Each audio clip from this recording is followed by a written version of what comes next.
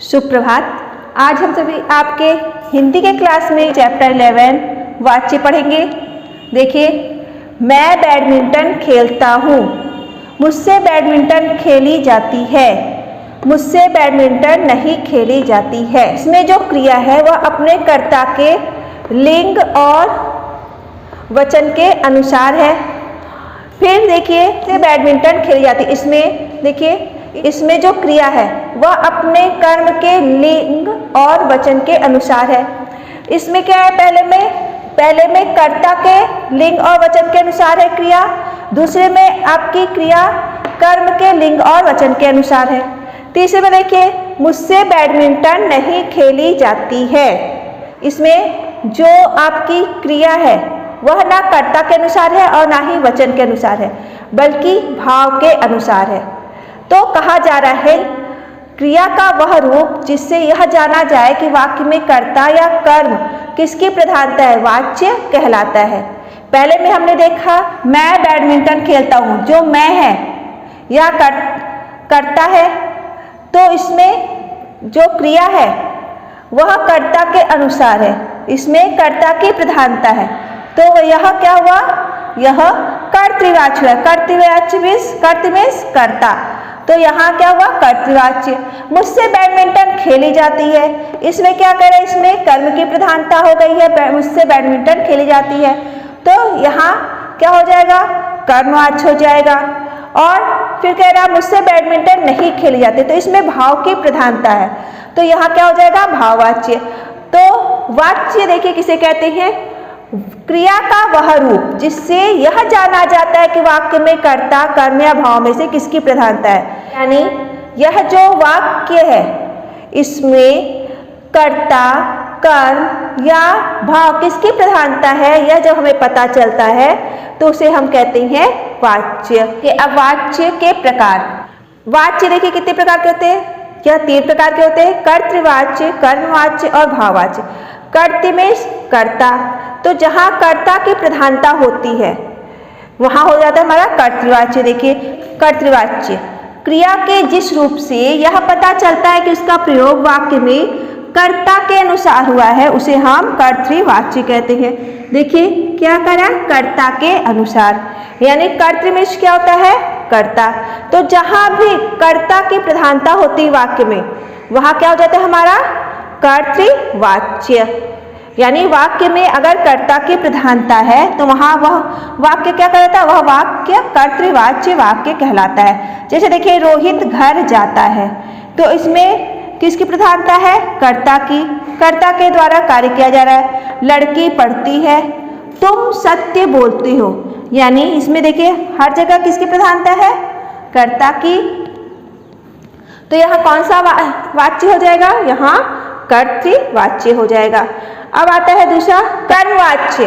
क्रिया के जिस रूप से यह पता चलता है कि उसका प्रयोग वाक्य में कर्म के अनुसार हुआ है तो उसे हम कर्मवाच्य कहते हैं। जैसे कॉफी बन रही है, खेती किसान द्वारा की जा रही है, बालकों द्वारा फुटबॉल खेला जा रहा है। यहाँ किसकी प्रधानता है, कर्म की प्रधानता है। यानी जहाँ यह कह रहा है, यहाँ कर्म की प्रधानता, जहाँ जिस वाक्य में कर्म की प्रधानता होती है वहाँ कर्मवाच्य हो जाता है। तो यहाँ देखिए, कॉफी बन रही है, कॉफी क्या है, आपका कर्म है, कॉफी बन रही है, यहाँ कोई कर्ता नहीं है, तो यहाँ क्या किसकी प्रधानता है, कर्म की प्रधानता है। खेती किसान द्वारा की जा रही है, किसकी प्रधानता है, खेती की जा रही है, यानी कर्म की प्रधानता है। फुटबॉल खेला जा रहा है, बालकों द्वारा फुटबॉल खेला जा रहा है, तो यहाँ फुटबॉल खेला जा रहा है, यहाँ भी कर्म की प्रधानता है। तो यहाँ कौन सा वाच्य हो जाएगा, यहाँ कर्मवाच्य हो जाएगा। यानी जहां भी वाक्य में कर्म की प्रधानता होगी वहां कर्मवाच्य हो जाएगा। अब देखिए भाववाच्य, जिस वाक्य में क्रिया का संबंध ना तो कर्ता से और ना ही कर्म से होता है उसे हम भाववाच्य कहते हैं। जो आपका वाक्य है उसमें जो क्रिया होती है उसका संबंध ना ही कर्ता से होता है और ना ही कर्म से होता है। जैसे इसमें आपका क्रिया का संबंध कर्म से हुआ है और कर्तृवाच्य में कर्ता से, तो वैसे ही भाववाच्य में इसका संबंध ना ही कर्ता से होता है ना ही कर्म से होता है बल्कि भाव से होता है। तो जहाँ भी वाक्य में भाव की प्रधानता होती है वहाँ हो जाता है हमारा भाववाच्य। देखिए, मुझसे इतना ही हो सका, तो इसमें क्या है, भाव की प्रधानता है, इतना ही हो सका। लड़कों से चुपचाप नहीं बैठा जाता, जो लड़कों से चुपचाप नहीं बैठा जाता। भूख प्यास के कारण उससे रोया नहीं जाता, क्या नहीं होता, उससे रोया नहीं जाता। तो यहाँ क्या भाव है, उससे रोया नहीं जाता, उससे चुपचाप बैठा नहीं जाता, इससे इतना ही हो सका। तो इसमें क्या है, इसमें भाव की प्रधानता है, ना ही इसमें कर्ता है और ना ही कर्म है। तो जहाँ भी भाव की प्रधानता हो जाती है वहाँ भाववाच्य हो जाता है। अब देखिए वाच्य परिवर्तन, वाच्य परिवर्तन हम कैसे करते हैं। वाच्य परिवर्तन के पहले आप सभी एक विशेष बात ध्यान दीजिए, कर्मवाच्य, कर्मवाच्य हमेशा सकर्मक होता है और भाववाच्य अकर्मक क्रिया होता है, क्योंकि इसमें कर्म नहीं होता है। अब देखिए वाच्य परिवर्तन, कर्तृ से कर्मवाच्य बनाना। जब हम कर्तृ से यानी कर्ता से कर्मवाच्य बनाते हैं तो क्या करते, देखिए पहले कर्ता के साथ से, द्वारा या के द्वारा जोड़ देते हैं। कर्म के बाद मुख्य धातु में आ अथवा या जोड़ दिया जाता है।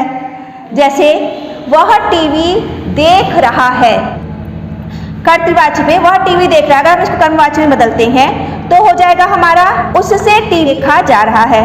तो जो देख रहा है उसमें क्या हो गया, आ जुड़ गया, देखा जा रहा है। तो जो आपका टीवी देख रहा था तो उससे टीवी देखा जा रहा है। तो देख आपका देख क्या है, मुख्य धातु है, तो उसमें ख में आ जुड़ गया तो देखा जा रहा है। अब देखिए क्रिया का प्रयोग लिंग वचन पुरुष के अनुसार होता है।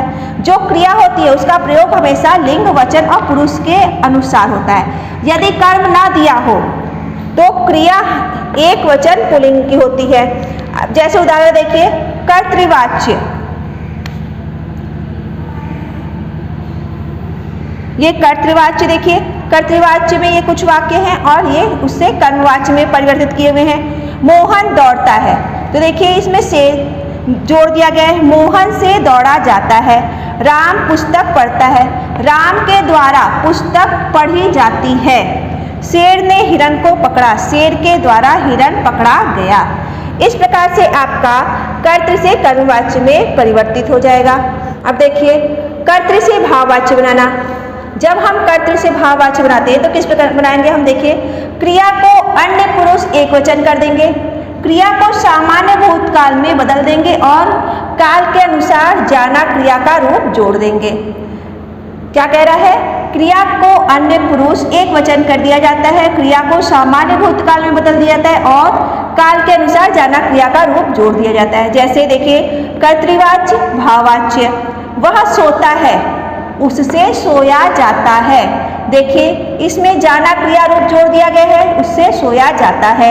अनीता नहीं बोलती है, अनीता से नहीं बोला जाता। उसने फूल नहीं तोड़ा, उससे फूल नहीं तोड़ा गया। तो देखिए सब में सामान्य भूतकाल में बदल गया है। वह सोता है, उससे सोया जाता है। अनीता नहीं बोलती है, अनीता से बोला नहीं जाता। उससे फूल नहीं तोड़ा, उसने फूल नहीं तोड़ा, उससे फूल नहीं तोड़ा गया। यानी सभी को सामान्य भूतकाल में बदल गया है और जाना क्रिया जोड़ दिया गया है। क्रिया को अन्य पुरुष एक वचन क्रिया एक वचन में बदल दिया गया है और जाना क्रिया जोड़ दिया गया है। कह रहा है क्रिया को अन्य पुरुष एक वचन कर दिया जाता है, क्रिया को सामान्य भूतकाल में बदल दिया जाता है और काल के अनुसार जाना क्रिया का रूप जोड़ दिया जाता है। इस प्रकार से हमारा कर्तृ से भाववाच्य में परिवर्तित हो जाता है वाक्य। इस प्रकार से आपका यह चैप्टर खत्म होता है वाच्य। आप सभी इसके अभ्यास प्रश्न को करने की खुद से कोशिश करिएगा। आपके प्रश्नोत्तर PDF के माध्यम से दिए जाएंगे।